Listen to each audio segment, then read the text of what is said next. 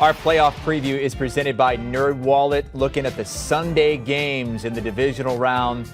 Bucks and Rams, mid-afternoon. Buccaneers favored by 3. Chiefs and Bills on CBS 6:30 Eastern Time. You can also watch it on Paramount Plus. It's time for Pete Prisco's Spinning Top of the Week. There it is. It's been a while. It's been a month or so since I've been able to do that. I know. There's so much energy in that. That was amazing. Pete, it's a Tampa Bay Buccaneer or 2 or 3? Yeah, or 3. And I will highlight a couple others on that offensive line as well, although they weren't the spinning tops for reasons. Spinning tops forward. of the week, even though they won. not see Tristan Wirfs in there when he was injured. Well, I'm going to show you a Tristan Wirfs They play. blew out the Eagles. Huh? Okay, but they did not play well. And you know what? We're kind of peeking ahead here because if they don't play like this against Aaron Donald gang, you got a big problem. Ryan Jensen, everybody's favorite center, okay? He'd love it. What is this? He thought the left guard was going to stick. Whatever, it's the communication problem, and that's on the center. It's not on the center, it's on both. But Okay. Brady making excuses for every player in the NFL. I'm just explaining to you Okay, what Ali make an Marpet excuse and for Ryan Ali Jensen Marpet right here, please. Make an excuse for him. That And by the way, this is Tristan Wirfs, and the reason I'm showing part of that is... That's when he's injured. And that's right, and that's what I'm saying. What is this meter we have on this thing? A 99 on the meter? What is that? By the way, if he's going to play like that, that's a problem. Here we go. Is that a spinning top meter that we have? Here's a little stunt inside. Tommy's doing his ducking. They didn't pick it up. Terrible. And here we got, this is the replacement for Tristan Wirfs if he can't play. Josh Wells. He was in Jacksonville. He is one of the ultimate spinning tops. There you go. Yeah, Kerrigan took advantage of him. Clearly going to give. And the reason I put Wirfs on there, Wirfs is a great player. He's a all pro right tackle. Don't get me wrong. He's been fantastic.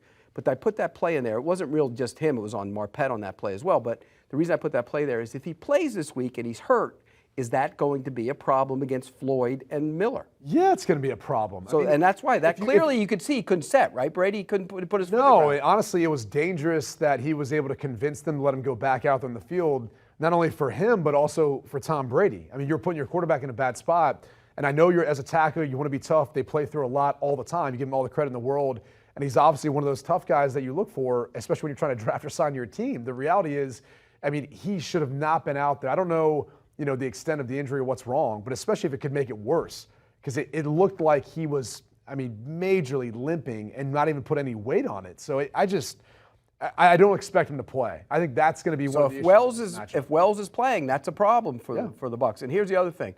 That's a good offensive line. That's why they were the spinning tops of the week. They didn't play that well. They really didn't. They're better than what they played in that game. And spinning it forward to the game against the Rams, who have a great defensive front. The Bucs are 3-point favorites in this game.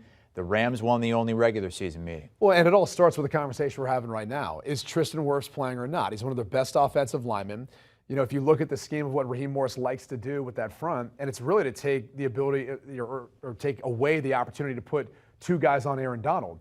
So they're going to get a 5-man front, and they're going to get to it in a variety of ways. It's going to be either with their defensive line, covering up the center and both guards, and then walking up, an end or backer, or they're going to take a backer and walk them up over the center, and you'll be in your typical 4-down front.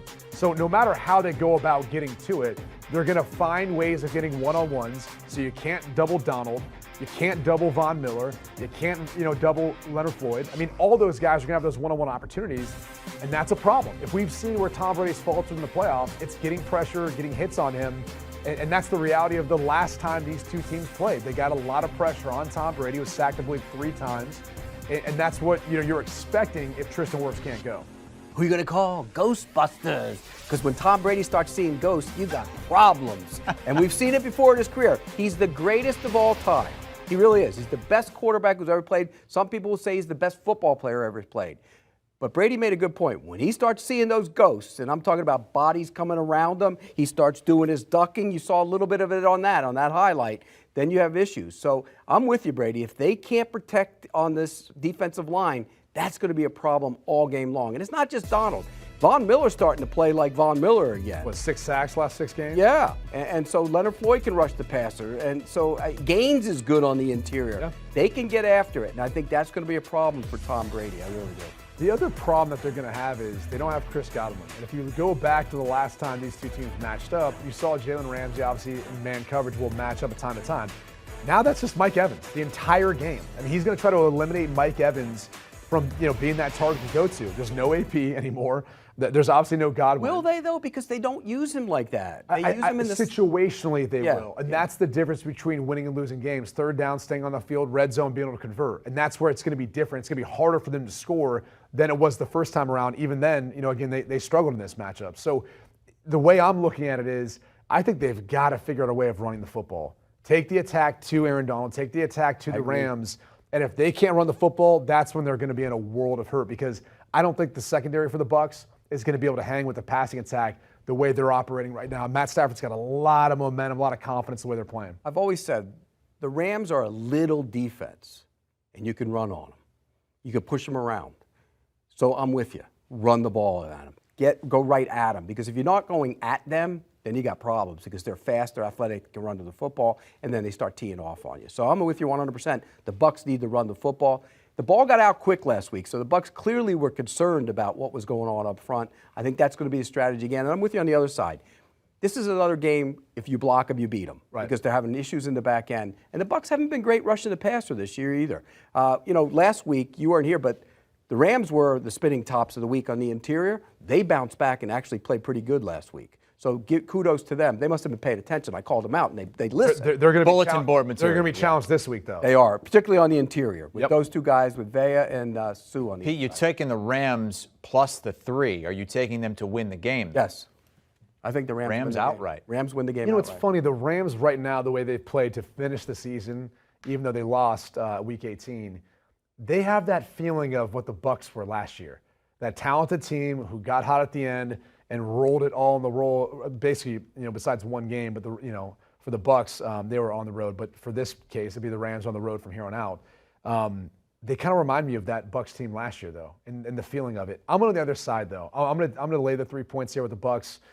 It's Tom Brady, and I have a hard time ever. It's hard to pick against them. Brady. It's hard to pick against them. Despite some of the issues they're dealing with offensively, everything else, I'm not betting against Brady. Best 5 players in the game.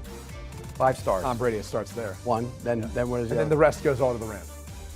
Cup, Donald, Cup, Ramsey, Donald, et cetera. I mean, it's all the Rams after. Yeah. So I mean that's an advantage, big advantage.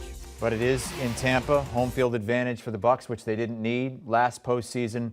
Pete likes the Rams to win outright. Brady likes the Buccaneers to cover the 3 points at home. Do you want a sports network that delivers everything that matters about the game? The highlights, the picks, the instant analysis, no yelling, no fake debates, no politics. Hit the subscribe button and never miss a moment.